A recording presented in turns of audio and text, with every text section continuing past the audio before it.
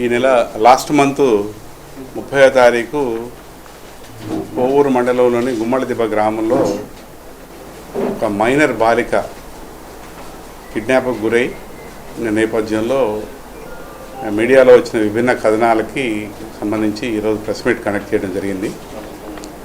ముఖ్యంగా ఆ రోజు జరిగిన సంఘటన మైనర్ బాలికని ఇద్దరు మైనర్ బాలురు బలవంతంగా బైక్ మీద తీసుకుని పోయిన సంఘటన గురించి, ఆ అమ్మాయిని గురించి వాళ్ళ తల్లిదండ్రులు వెతుకుతున్న క్రమంలో ఆ అమ్మాయిని ట్రేస్ చేసి వాళ్ళు పోలీస్ స్టేషన్కి వచ్చి రిపోర్ట్ ఇవ్వడం జరిగింది. దానిలో భాగంగా కొవ్వూరు పోలీసులు కేసు నమోదు చేయడం జరిగింది. దర్యాప్తులో భాగంగా ఆ అమ్మాయిని కొవ్వూరులో ప్రథమ చికిత్స నిమిత్తం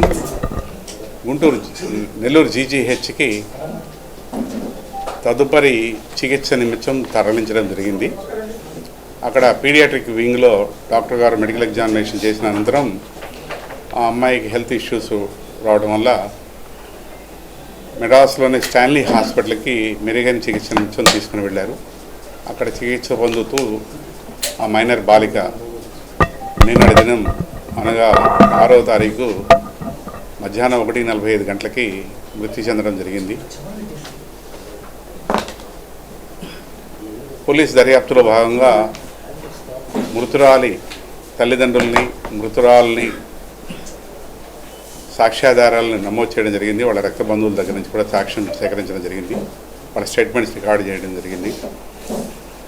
దానిలో భాగంగా బాలురు నేరానికి పాల్పడినట్టుగా ప్రాథమికంగా దర్యాప్తులో వచ్చినందున కొవ్వూరు ఇన్స్పెక్టర్ గారు వాడి టీము ఆ మైనర్ బాలురు ఇద్దరిని కస్టడీలో తీసుకొని జూనైల్ కోర్టులో ప్రొడ్యూస్ చేసి జూనైల్ హోమ్కి తరలించడం జరిగింది. ముఖ్యంగా ఈ మైనర్ బాలిక పై జరిగిన సంఘటన గురించి ఒక దినపత్రికలో గ్యాంగ్ రేపు గురైంది మైనర్ బాలిక అని చెప్పి ప్రచురించడం జరిగింది. బాలిక కానీ వాళ్ళ తల్లిదండ్రులు కానీ ఎక్కడ కూడా బాలిక పైన అత్యాచారం జరిగినట్లుగా ఎక్కడ కూడా వాళ్ళ స్టేట్మెంట్లో చెప్పలేదు, సాక్ష్యంలో కూడా నమోదు చేయలేదు, వాళ్ళు చెప్పలేదు. ఆ బాలిక యొక్క వాంగ్మూలాన్ని కూడా మ్యాజిస్ట్రేట్ ద్వారా రికార్డ్ చేయడం జరిగింది. అంటే జరిగింది జరగంది సాక్షులు చెప్పంది కథనాలని ప్రచురించి ప్రజల్ని భయాందోళనకు గురి చేసి అభద్రతా భావానికి గురి చేయడం అనేది సబబు కాదు. ఎందుకంటే ఒక వార్త ప్రచురించేటప్పుడు ఎవరైనా మీడియాలో ఆ కథనం ద్వారా వచ్చే రిపర్కేషన్స్ కూడా ఆలోచించాలి.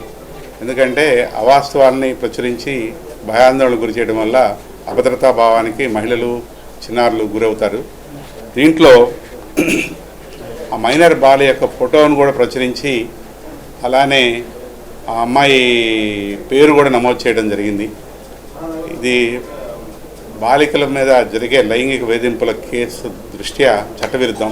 ఎందుకంటే ఏ మైనర్ కూడా నేరానికి పాల్పడిన ఆయన పేరు కానీ అలానే బాలికల పేరు కానీ ఎవరి కూడా వార్తా కథనంలో పేర్లు రాకూడదు, ప్రచురించకూడదు. ఇది చట్టవిరుద్ధం.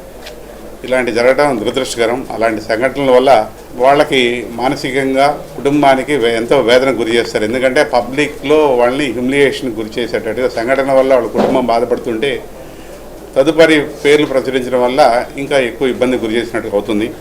ఎవరైనా సరే ఒక వార్త ప్రచురించేటప్పుడు సాక్ష్యాధారాలను బేస్ చేసుకొని మేము పోతాము. దీంట్లో ఈ కేసులో కూడా ఎవరిని రక్షించాల్సిన అవసరం పోలీసులకు లేదు. దర్యాప్తులో కూడా ఎక్కడ కూడా అవతవకలు జరిపినా కూడా ఉపేక్షించేది ఉండదు. దాంట్లో ఆ కథనంలో దర్యాప్తుని వక్రీకరించేటట్టుగా కథనాలు ప్రచురించడం కూడా దురదృష్టకరం. సాక్ష్యాధారాలు బేస్ చేసుకుని పోలీసు దర్యాప్తు ఉంటుంది కానీ కథనాలను బట్టి ఎప్పుడు కూడా ఉండదు. ఎందుకంటే పోలీసు దర్యాప్తు ఎప్పుడు కూడా సాక్ష్యాన్ని బేస్ చేసుకుని పోతుంది.